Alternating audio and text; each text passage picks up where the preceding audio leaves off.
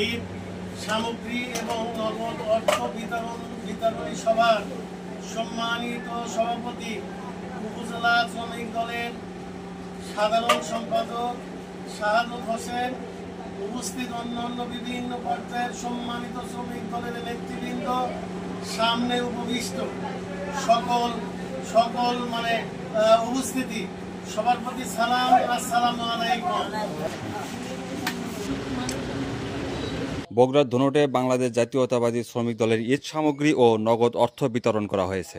বাংলাদেশ জাতীয়তাবাদী দলের ভারপ্রাপ্ত চেয়ারম্যান তারেক রহমানের দিক নির্দেশনায় বগুড়ার ধুনট উপজেলার কালেরপাড়া ইউনিয়ন বাংলাদেশ জাতীয়তাবাদী শ্রমিক দলের আয়োজনে ঈদ সামগ্রী ও নগদ অর্থ বিতরণ অনুষ্ঠিত হয়েছে। রবিবার বিকেলে উপজেলার কান্তনগর বাজার এলাকায় হতদরিদ্র বিধবা ও মিসকিনদের মাঝে এই ঈদ সামগ্রী ও নগদ অর্থ বিতরণ করা হয়।